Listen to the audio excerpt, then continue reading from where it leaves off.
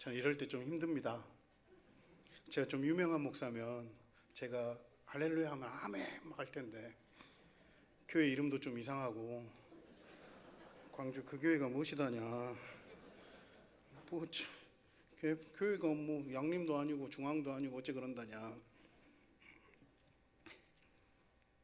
할렐루야. 그래도 센스는 있으십니다. 네. 양림교회 와서 은혜를 많이 받습니다. 설교 시작도 안 했는데 은혜 받는 이유가 좀 죄송합니다. 저는 양림교회 많이 늙은 줄 알았는데 쟤네들 보고 은혜를 받습니다. 제가 중고등부 때 저희 저녁예배 찬양단을 중고등부를 했었거든요. 그래서 우리도 한 5, 60명 모여서 라면 먹어가면서 찬양대하고 막 이랬던 기억이 나고 그래서 참 반갑습니다. 그래도 웃네. 중고등학생들은 원래 안 웃는 건데 지금도 한 명은 안 웃는데 영광입니다. 저는 양림교회 하면 제 안에 뜨거움이 있습니다. 왜 그러냐면 저는 양림교회 출신도 아닙니다. 근데 양림교회 역사랑 제가 중고등부 때 다녔던 교회 역사랑 똑같습니다. 목포 세안교회라고 기장측 갈라지고 통합측 갈라지고 합동측 갈라져서 끝까지 복음을 지킨 교회, 싸움 잘하는 교회. 우리가 끝까지 지켰잖아요, 복음을. 보수주의, 개혁 보수에. 그래서 양림교회 하면 제 안에 뜨거움이 있습니다. 이렇게 불러주셔서 감사하고, 실은 이런 말 해도 될지 모르지만 저 오늘 조 목사님이랑 처음 얘기해 봅니다. 같은 노예이긴 한데 시찰이 다르다 보니까 처음 얘기했는데 어떤 목사님이 저를 소개시켜 줬대요. 근데 저는 하나님께서 양림교회를 저를 부르신 이유가 제가 아직도 유년부 설교를 합니다. 교회가 작다 보니까 교회는 작은데 애들은 다 있어요. 영아부 2명, 유치부 1명, 초등부 2명, 중등부 1명, 고등부 1명, 대학부 5명. 그래서 어쩔 수 없이 어린이 예배를 해야 돼요. 아시다시피 교회에 돈이 있습니까? 작은 교회인데요. 제가 어린이 예배 설교를 합니다. 오늘 또 하고 왔습니다. 그래서 저를 아마 부르신 줄로 믿습니다. 저 아직 현역입니다. 담임 목사만 현역이 아니라 유초등부 설교 현역입니다. 하나님께서 부르신 줄로 믿습니다. 기도하고 말씀 시작하겠습니다. 사랑의 하나님 아버지 감사합니다. 주님의 은혜로 100년 이상 교회를 지키게 하시고 주님의 은혜로 지금까지 살아갈 수 있도록 역사하여 주시니 감사합니다. 또한 주님의 은혜로 교사로 헌신할 수 있도록 도와주시니 감사합니다. 돈도 안 받고 아무도 알아주지도 않지만 그럼에도 불구하고 하나님이 세우셨음을 믿고 교사로 눈물로 헌신하고 있사오니 주님 은혜 베풀어 주시옵소서. 말씀을 전하기에 부족한 종인 줄을 고백합니다. 종의 모습 감추시고 오셔서 말씀하여 주시옵소서. 감사합니다. 사랑하는 예수님의 이름으로 기도드립니다. 아멘. 오늘 여러분이 잘 아시는 본문입니다. 마가 때문에 그 유명한 바울과 바나바가 싸웁니다. 마가가 도대체 누구길래 바울과 바나바가 싸울까요? 그래서 오늘은 마가를 좀 살펴보면서 말씀을 시작해 보려고 합니다. 여러분들이 잘 아시다시피 마가복음의 저자인 마가 요한은 그의 유대식 이름이 요한, 히브리어 발음으로는 요하난이라는 요한 이름이고 마가는 로마식 이름, 로마의 아주 흔한 이름인 마르코를 뜻하는 이름으로 마가라고 불렸습니다. 이방 전도를 위해서 원래는 요한이라는 이름을 사용했지만 이방에 가야 되니까 마가라는 이름을 사용하고 있습니다. 마가는 상당히 부자였습니다. 왜 부자였냐면 마가 요한의 어머니 마리아는 상당한 재산가로 한꺼번에 어른 120명 이상이 들어가는 다락방이 있는 저택을 그것도 예루살렘 비싼 땅에 갖고 있었습니다. 그곳에 성령이 임했고 그곳이 첫 교회 예배당으로서의 역할을 감당하는 것을 우리는 사도행전을 통해서 알고 있습니다. 또 그의 사촌이 있습니다. 일단 부잣집 아들이었다는 걸 말씀드렸습니다. 또 그의 사촌이 있습니다. 골로새서 4장 10절을 보시면 그의 사촌이 나오는데요. 골로새서 4장 10절 나와 함께 갇힌 아리스다고와 바나바의 생질 마가와라고 되어 있습니다. 그러니까 바나바의 생질, 바나바의 조카가 마가입니다. 레위 출신의 바나바와 마가가 인척 관계였다는 것은 마가에게 신앙적으로 많은 도움이 되었을 것입니다. 부자였습니다. 최소한 양림교회 수준의 수준의 교회를 다녔던 마가였죠. 이런 가운데 성인이 된 마가 요한은 복음 전파의 현장에 사역자로 등장하게 됩니다. 어디에서 등장하냐? 사도행전 12장 25절에서 등장합니다. 사도행전 12장 25절 뜨는데요. 다 같이 한번 읽어볼까요? 시작. 바나바와 사울이 부종하는 일을 마치고, 아멘. 유대에 기근이 일어났습니다. 예루살렘 교회가 너무 힘들었어요. 핍박받는 것도 힘든데 기근이 일어나서 먹을 것까지도 없습니다. 그래서 바나바와 사울이 안디옥 교회의 헌금을 가지고 와서 예루살렘 교회를 도와주려고 갔죠. 그랬을 때 거기에서 바나바와 사울이 마가를 만나게 됩니다. 그리고 마가가 조카이다 보니까 챙겨서 이 친구도 선교하는 데 도움이 될 것 같다라고 생각해서 안디옥으로 마가를 데리고 오게 됩니다. 그래서 바울과 바나바가 1차 선교 여행을 가게 되었는데 그때 동행한 사람이 누구다? 마가입니다. 부자였고 믿음이 좋았으며 그래서 선교사로 헌신하게 되었죠. 그러다가 사도행전 13장을 보시면 마가는 두 사람을 따라 먼저 구브로로 가게 됩니다. 1차 전도여행의 첫 번째 기점이 어디냐? 구브로입니다. 이곳은 바나바의 고향입니다. 바나바의 고향이면 바나바하고 마가가 어떤 관계입니까? 생질이죠. 자기 사촌들의 있던 집성촌이 어디라는 소리예요? 구브로라는 소리입니다. 거기에 이렇게 가게 됐습니다. 거기에 가게 되자 마가 일행을 환대해주고 잘한다, 그렇게 선교도 한다면서 니네 참 잘한다라고 인정해줬습니다. 거기다가 그곳에서 거짓 선지자를 징계하여 맹인이 되게 하는가 하면 총독 서기오 바울이 회개하고 주를 영접하는 등 구브로에서 놀라운 성령님의 역사가 일어납니다. 선교여행을 갔는데 그곳에서 성령님의 역사가 일어나죠. 그럼 마가가 얼마나 기뻤을까요? 그런데다가 자기 고향에 가다 보니까 우리 고향 어르신들이 칭찬까지 해줘요. 그러니까 마가가 굉장히 기뻤습니다. 선교여행 할 만하다. 좀 힘들지만 하나님께서 이루시는 일이구나. 내가 열심히 해야지 라고 생각했습니다. 그런데 여기서부터 문제가 일어나기 시작합니다. 구브로까지는 좋았는데 1차 선교여행이 그렇게 쉬운 여행이 아니었습니다. 그들은 이곳을 떠나 배를 타고 밤빌리아에 있는 버가로 가게 되고요. 때는 이미 초여름이라 더위가 극성을 부리기 시작하고 전염병이 유행되기 시작했습니다. 그래서 원래 길보다 더 높은 산으로 진행하게 됩니다. 왜냐하면 전염병이 도니까 죽게 되거든요. 더군다나 선교팀이 나아가고자 하는 터키 중앙고원 지대는 지형이 험하고 황량하여서 산적대의 출몰까지도 일어나는 곳입니다. 마가가 누구라 그랬죠? 부자였습니다. 이건 꼭 기억하시더라고. 어딜 가나. 그 다음에 믿음이 좋았고, 그죠? 바나바의 조카였어요. 근데 너무 힘들어요. 걷는 것도 힘들고요. 모기에 물리는 것도 힘들고요. 수련회 가면 너무 힘들잖아, 그지? 집이 편한데 뭐 한다고 수련회 가가지고 모기 물리고, 그지? 너무 힘들었어요. 그래서 이런 선택을 하게 됩니다. 사도행전 13장 13절입니다. 다 같이 한번 읽어볼게요. 또 제가 드렸거든요. 13장 13절 시작. 바울과 및 동행하는 사람들이 바보에서 배 타고 밤빌리아에 있는 버가에 이르니 요한은 그들에게서 떠나 예루살렘으로 돌아가고. 한 번 딱 성공을 경험했습니다. 구브로에서. 근데 너무 힘들어요. 그래서 어떤 선택을 합니까? 요한은, 여기서 요한이 마가 요한입니다. 마가입니다. 요한은 예루살렘으로 돌아갑니다. 여러분 이것도 재밌어요. 실은 돌아가면 어디로 돌아가야 됩니까?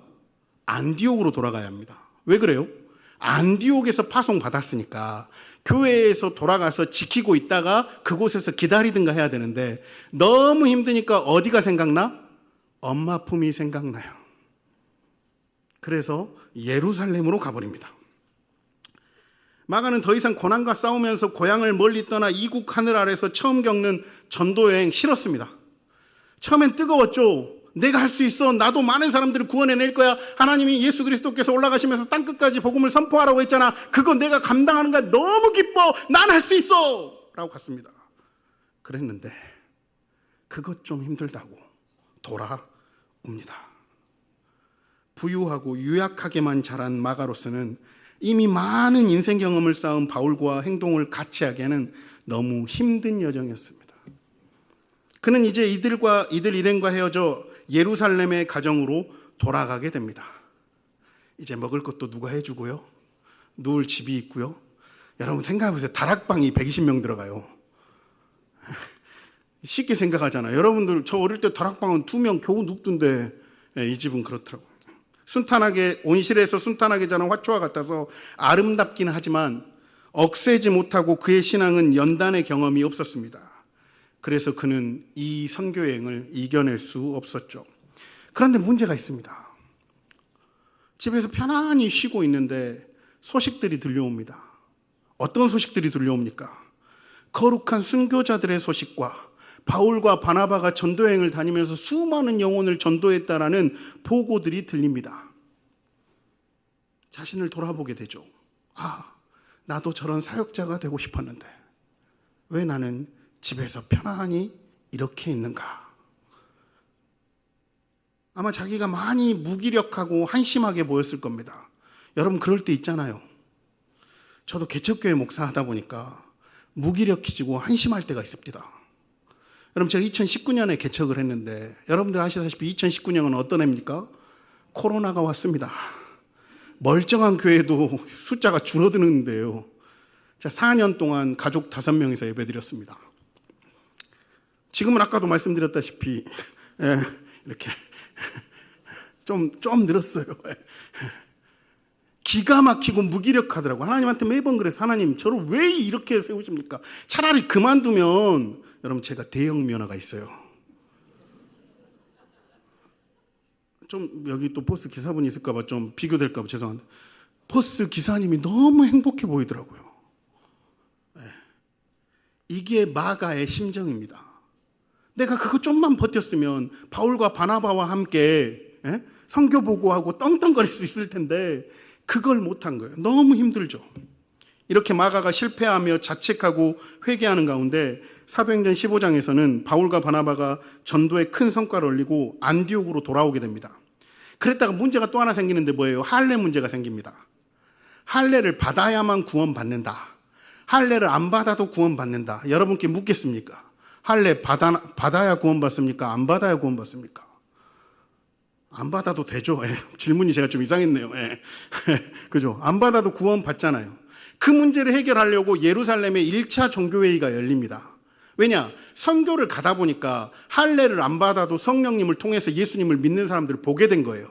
그런데 예루살렘에 있다 보니까 어르신들이 뭐라 그러냐면 할례 받아야 돼야. 그건 못 받아. 그러다 보니까 싸움이 일어난 거예요. 그래서 그걸 정리하려고 어떻게 해요? 1차 종교회의를 열게 됩니다. 그 전에 하나님이 누구에게 역사하셨냐면 베드로에게 역사하셔서 고넬료가 성령님을 통해서 예수님을 믿게 하는 걸 보게 하죠. 그래서 베드로가 뭐라 합니까? 1차 종교회의에서 세례 안 받아도 돼. 할례 안 받아도 돼. 성령으로 세례 받고 예수님 믿으면 돼. 라고 종교회의가 열리죠. 그래서 그 자리에서 바울과 바나바가 어떻게 합니까? 자기들이 1차 전도여행을 갔을 때 할례를 받지 않고도 성령으로 예수님을 믿는 사람들이 이렇게 넘쳐났습니다 하고 승리의 보고를 올리게 됩니다. 그 자리에 누가 있었다고요? 마가가 있었습니다. 기가 막히죠. 좀만 버텼으면 되는데. 그죠? 근데 마가가 그 보고를 듣고 다시 한번 가슴이 웅장해집니다. 이번에는 절대 포기하지 않고 끝까지 선교를 하고야 말 거야 라고 다짐을 하게 되죠. 마가에게는 백이 있었습니다. 누구요? 바나바요. 바나바가 삼촌이거든. 그래서 바나바에게 얘기하죠. 그래서 오늘 본문 우리가 읽었는데 그 본문을 보시면 바울과 바나바의 제2차 선교여행에 따라가게 해달라고 마가가 부탁을 합니다. 그러니까 삼촌 바나바는 어때요? 가자. 우리 조카 좀 실수할 수도 있지. 이제 잘할 거야. 갑시다. 우리 마가 잘한다니까요. 헬라어도 잘하고 로마어도 잘하고 다 잘해요. 같이 갑시다. 그래요. 그랬더니 바울이 어떻게 합니까? 안 돼. 그럽니다. 자기의 중대한 사명을 저버리고 십자가를 내려놓았던 자를 데리고 목숨 건 전도여행을 다시 갈 수가 없는 거예요. 여러분 잘 한번 생각해 보세요. 바울과 바나바와 마가가 1차 전도여행을 했어요. 그때 이 세 명 얼마나 서로를 의지했을까요? 그죠? 근데 한 명이 집에 가버렸어. 그러면 세 명이서 의지하던 게 어떻게 됩니까? 둘이서 의지하게 되죠. 얼마나 힘들었겠어요. 그러니까 2차 전도여행 때는 또 그런 일을 겪고 싶지 않다라는 거예요. 그래서 동행할 수 없다는 거예요. 그래서 바울만 나쁜 사람처럼 보여요. 바울은 약간 목적지향적이긴 하거든요. 근데 여러분들 성경을 보시면 바나바는 어때요? 맨날 착해. 지 재산 다 내놔갖고 칭찬받았어. 그죠? 맨날 화해의 사람이래. 누구에게나 인정받는 사람이래. 그런 바나바가 조카를 챙깁니다. 마가에게 기회를 주고 싶었어요. 결국 이 일로 인해서 바울 전도여행과 바나바 전도여행이 나뉘게 됩니다. 그렇게 해서 사도행전은 바울 중심으로 기록하다 보니까 바울만 선교여행한 것처럼 보이지만 바나바도 선교여행을 했고 나중에 베드로도 선교여행을 합니다.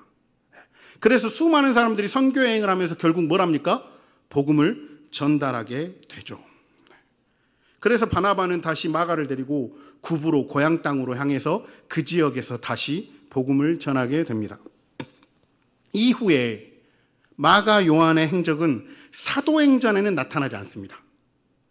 마치 버림받은 것처럼 보이죠. 그러나 바나바의 선택은 기대에 어긋나지 않게 되고 마가가 사역자로서 잘 쓰임받고 있음을 다른 성경에는 잘 나타나 있습니다. 그 후 행적은 바울 서신에서 찾아볼 수 있는데요. 골로새서 4장 10절 한번 다시 한번 볼까요? 골로새서 4장 10절입니다. 시작. 나와 함께 갇힌 아리스다고와 바나바의 생질 마가와 이 마가에 대하여 너희는 명을 받았음에 그가 이르거든 영접하라. 여러분 골로새서 어디서 썼습니까? 옥중서신이잖아요. 앱빌골몬 옥중서신이에요. 근데 지금 이 감옥에 바울과 누가 같이 있어요? 마가가 같이 있어요.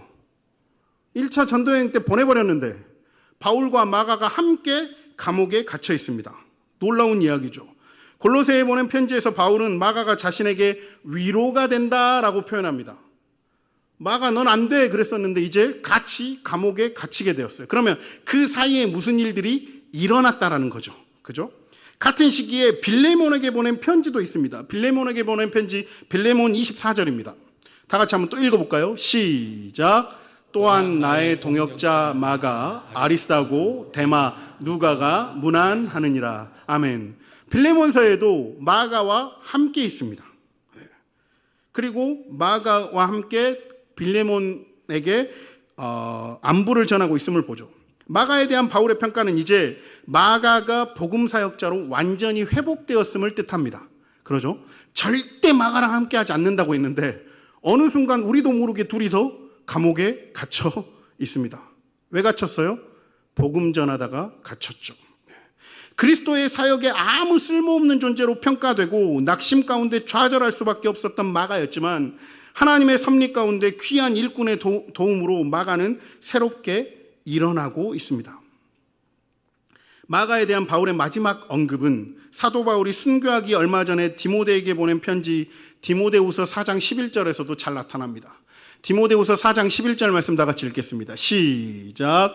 누가만 나와 함께 있느니라. 네가 올 때 마가를 데리고 오라. 그가 나의 일에 유익하니라. 아멘.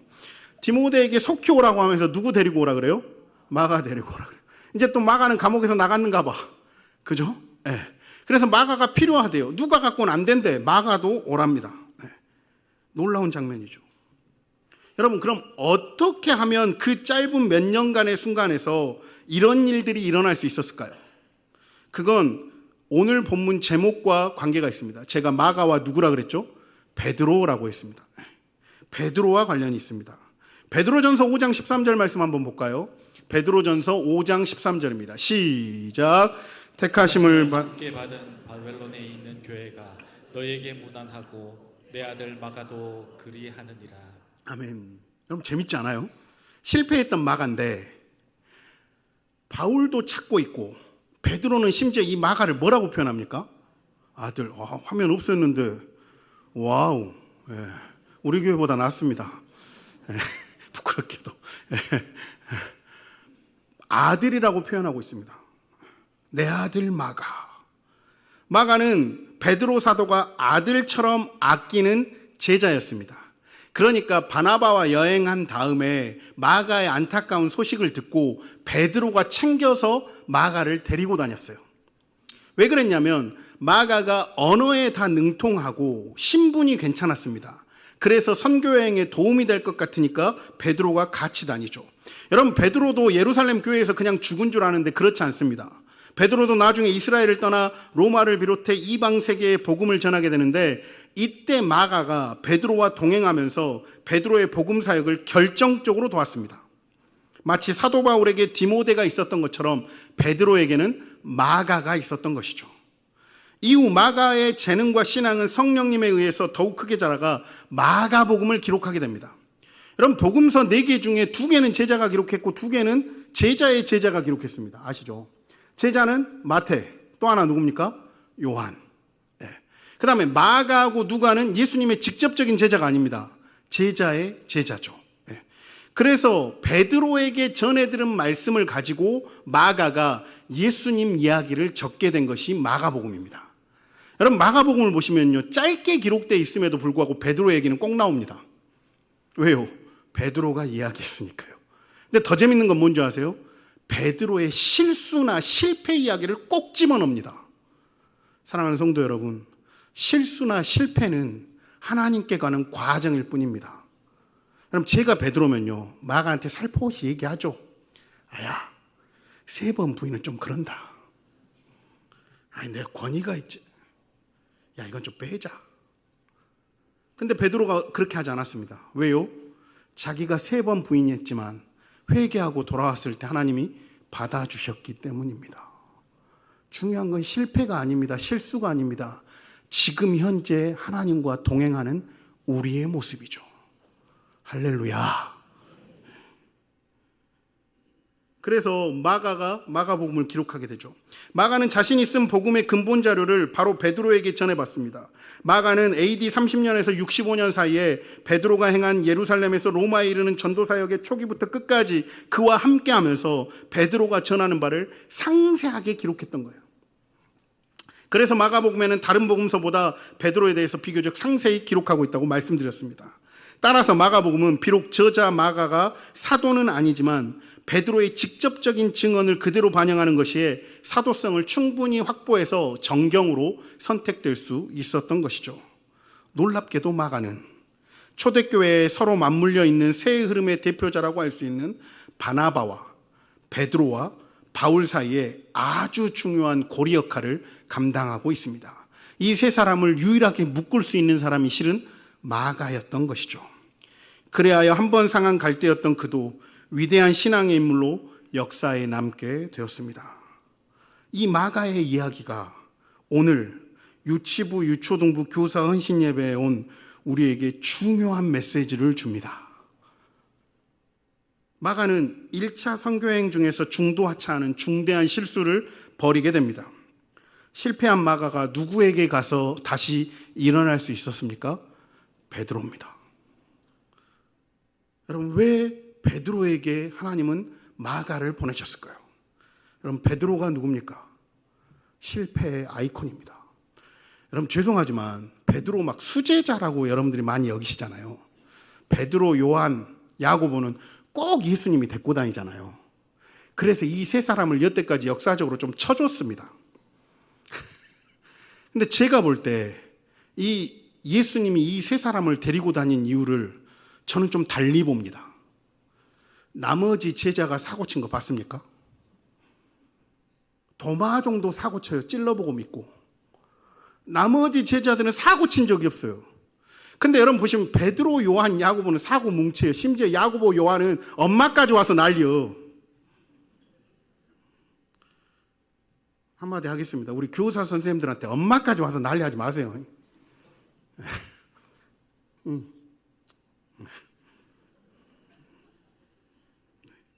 실패 아이콘이에요. 여러분, 베드로, 요한, 야고보만 계속 실패해요. 여러분 보세요. 예수님 따라다니면서 사고 난 사고는 다친 사람이 누굽니까? 베드로입니다. 예수님이 물에서 걸어오면요, 남들은 오메 예수님 그래요. 근데 베드로는 어떻게 해요? 나도 걸을래요, 주님.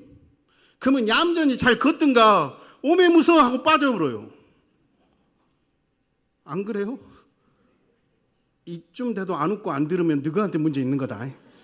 지금 니네한테 하려고 목사님이 이렇게 하는 거예요. 이분들은 너무나 가볍게 볼 수도 있어. 이렇게 설교하면. 나 몸무게도 많이 나간디. 니네 들으라고. 할렐루야. 아이고 매 이쁘다.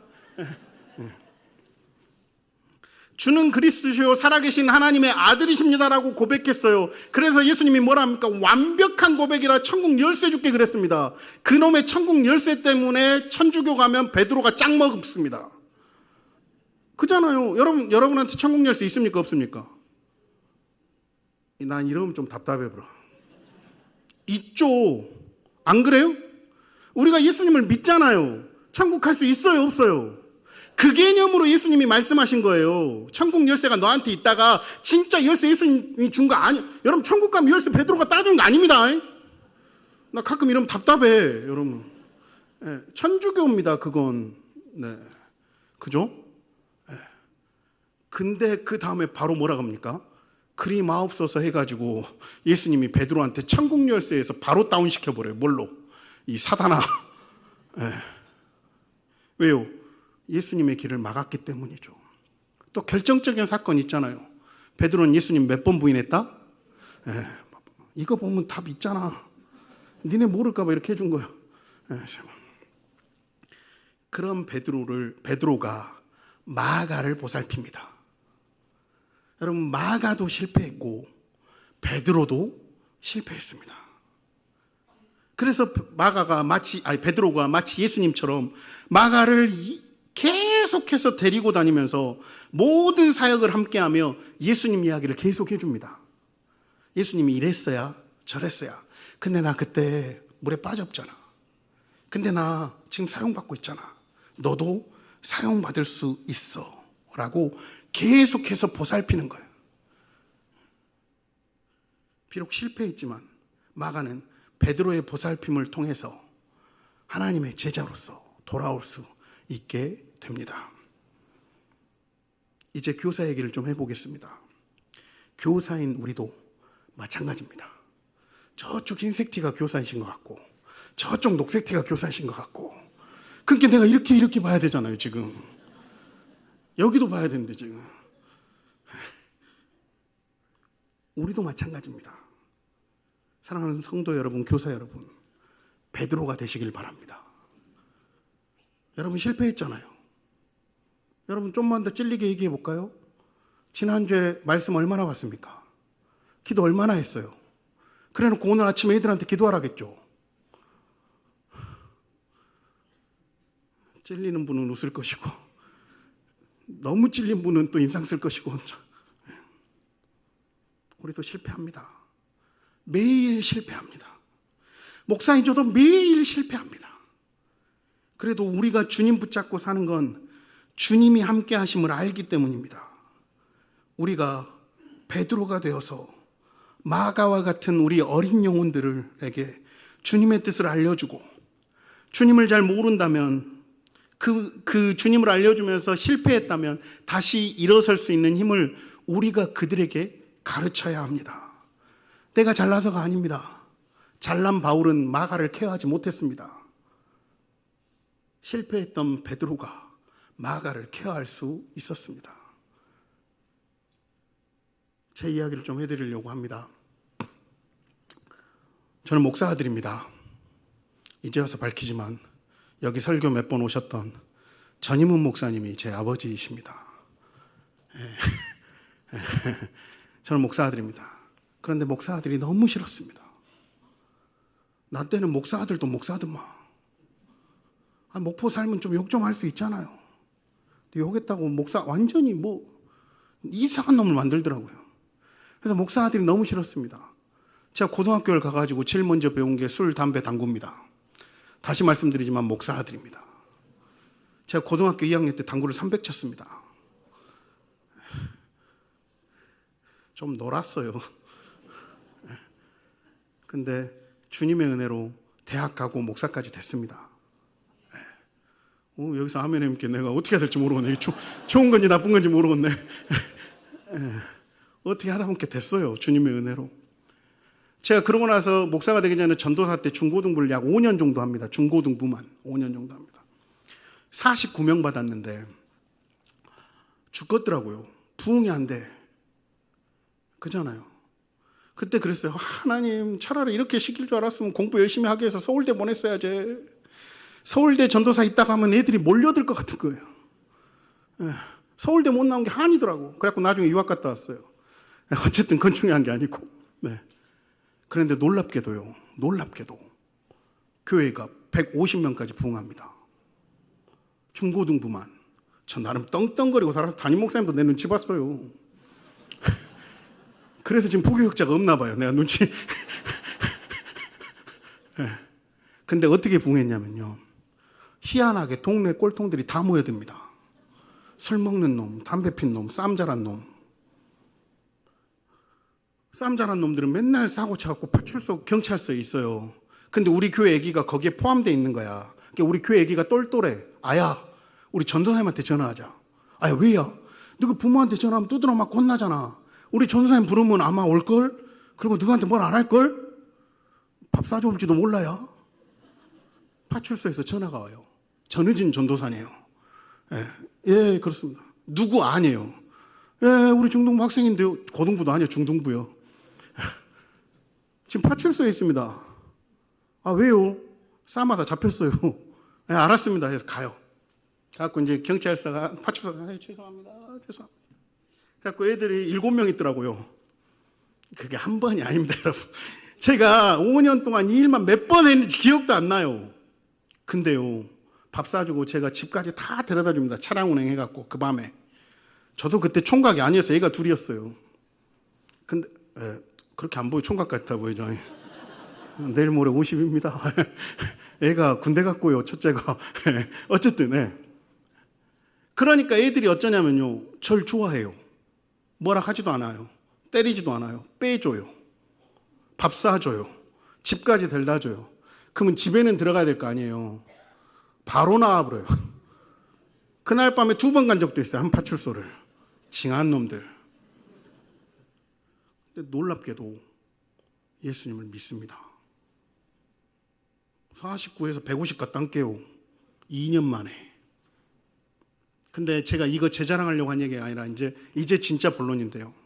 2가지 사건이 제가 전도사 입장으로서 완전히 깨이게 된 사건 2가지 사건이 있습니다.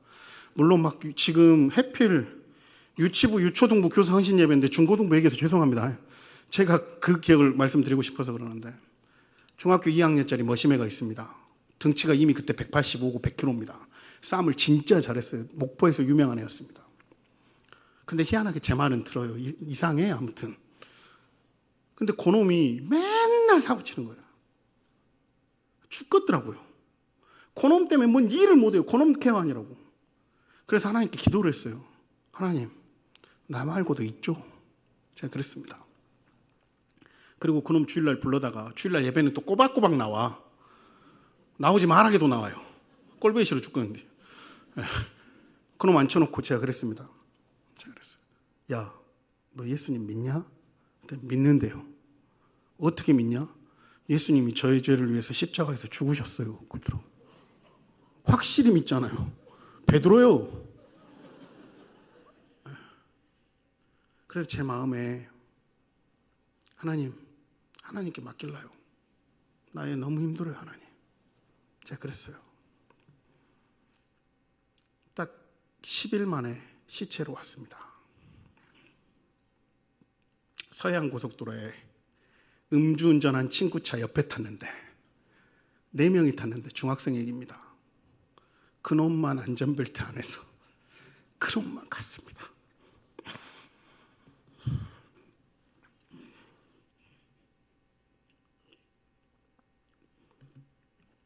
죽겠더라고요. 중고등부 애들 50명 됐고 장례식장 갔습니다. 볼 수가 없더라고요. 그래도 소망은 뭡니까? 제가 예수님 믿는 거 확인해 시켰잖아요.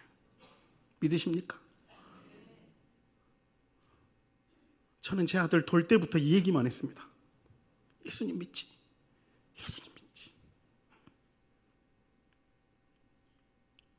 하나님 뜻이었겠지만 그 사이에 제가 포기가 있어서 걔가 죽은 것 같아서 제가 아직도 잊혀지지가 않는 사건입니다. 또 한 명 있습니다. 얘는 또 여자예요. 중2요. 교회에서 예배를 드리고 나왔어요. 근데 어떤 모르는 아줌마가 이 여자의 머리끄댕이를 잡고 있는 거예요. 교회 앞마당에서, 주차장에서. 여러분, 세안교회 크잖아요. 그래도 교회는 한 800명씩 모였어요. 성인이. 근데 예배 끝났는데 거기서 머리끄댕이 잡고 있어버려, 여자애를. 자꾸 뭔가 봤더니 교회는 멀쩡하게 나온 애가 3주 동안 집에를 안 갔더라고요. 나 몰랐어요. 그래서 얘가 들어가겠어요. 지금 친구들 앞에서 머리끄댕이 잡혔는데 엄마는 더 왼수죠. 그래서 제가 그랬어. 엄마한테. 제가 또 꼴통이었잖아요. 엄마한테. 제가 달려서 우리 집에서 오늘 재웁니다. 가만히 있던 우리 마누라는 또 당했죠, 저한테. 우리 집에서 재울 테고 내일 아침에 학교 가기 직전까지 제가 집 앞에 내려다 놓겠습니다. 그리고 얘 설득해서 집 들어가게끔 하겠고 학교도 가게끔 하겠습니다. 라고 해서 그날 밤 저희 집에서 재웠어요. 저희 집에서 재운 뒤 요놈이 아무 말 않고 누워서 자는 거예요. 그래서 장갑다 했어요. 그랬더니 이제 저도 자려고 이제 새벽기도도 가야 되고 잘라가 했더니 걔가 뭐라 그러냐면 전선생님 죄송해요 그러더라고요. 저는 원래 아무 말 안 했습니다. 꼴통들을 알기 때문에 말해봤자 삐져나오니까요. 그리고 전선생님 제가 잘할게요. 집에도 가고 학교도 잘 다니고 잘할게요. 그래서 제가 그랬어요. 너 누구 알지? 그래요. 걔도 알죠. 나 걔 때문에 너 끝까지 포기 안 한다. 마음 먹으려면 빨리 먹어라. 아니면 너랑 나랑은 계속 전쟁치는. 지금 천안서 겁나 큰 미용실 하고 있어요. 남편도 잘 만나갖고 그 옆에 오징어집 차려갖고 돈이 광주에서 하지 우리 교회나 다니고. 사랑하는 성도님, 저 이 얘기 거의 안 꺼냅니다. 솔직히 말씀드리면 제가 이런 얘기하면 좀 그런데 효천 중앙교회 갔을 때도 거기도 교사 헌신 예배하고 이 본문 그대로 했거든요. 근데 이 얘기는 안 했습니다. 저의 부끄러운 모습이기 때문입니다. 그런데 우리 친구들이 있어서 했습니다. 사랑하는 성도 여러분, 교사 여러분, 포기하지 마십시오. 요즘 교사도 힘들대요. 학교 교사도 힘들대요. 돈 받고 학부모들 맨날 건들고 서류 써야 되고. 교사 선생님들 중에 우울증 있으신 분들이 엄청 많대요. 우리 교회도 교사 하나 있거든요. 초등학교 교사 수안에서 죽겠디야. 근데 그들은 돈이라도 벌잖아요. 주일학교 교사 뭐가 있습니까? 여름성경학교 준비한다고 토요일부터 나와야 되고 매주 나와서 헌신하고 혼자 속으로 배가 날 때가 있잖아요. 근다고 해서 누가 알아줘요? 안 알아주잖아. 아야 나도 했어야. 너그만 했다냐? 난 젊을 때 너보다 더 열심히 했어야. 남의 교회 있게 해요. 우리 교회에서는 저 이렇게 못해요. 저도 몇 명 없어도. 그래도 교사 선생님들 내려놓지 마십시오. 교사 선생님들 아멘 안 하면 설교 안 끝나요. 끝나가거든요. 지금 거의 다 왔어요. 제가 수원제일교회 부목사로 있을 때 학생 900명, 선생 300명입니다. 제가 거기 교육 디렉터를 맡았어요. 교사만 300명이에요. 애들이 900명이고요. 여름 성경학교 하면 전쟁입니다. 전쟁이죠. 그래서 선생님들 너무 힘들다 가고 나는 11월만 되면요 완전히 약자처럼 이렇게 쪼그리고 도망 다녔어요. 왜 그랬을까요? 선생님 양심이 있어서 웃네. 교사 선생님들 그만둔다 할까봐. 그잖아요. 목사가 돈을 줄 수 있어요. 뭘 해줄 수 있어요. 그만둔다는 마음도 다 이해가 돼. 나 같아도 그만두고 싶겠어. 근데 교사 선생님 여러분, 여러분들에게 이 교회의 미래가 달렸습니다. 할렐루야. 여러분들이 포기하지 않고 베드로처럼 매일 실패하지만 그 실패한 것을 바탕으로 잘 가르쳐주고 아야 나도 실패했어야 그래도 함께 해보자. 예수님 믿는 것이 이렇게 소중한 거야. 예수님밖에 없어야. 내가 살아보니까 돈도 있고 다 해봤지만 결국은 예수님밖에 없더라. 그러니까 니네가 어릴 때부터 예수님 잘 믿었으면 좋겠다라고 가르쳐 주시길 바랍니다. 제가 복음을 잘 못 깨달을 때요 제 평생 소원이 있었습니다. 뭘까요? 죽기 직전에 예수님 믿는 거. 뭔 복인지 몰라. 나는 태어날 때부터 문 열면 본당이더라고요. 뭐? 그래서 죽기 전에 예수님 믿는 사람 제일 부러웠어요. 왜? 예수님 믿습니다 하고 가면 되잖아요. 나는 평생 예수님 섬겨야 되는 거고. 사랑하는 성도 여러분, 그것이 복인 줄 믿으시길 바랍니다.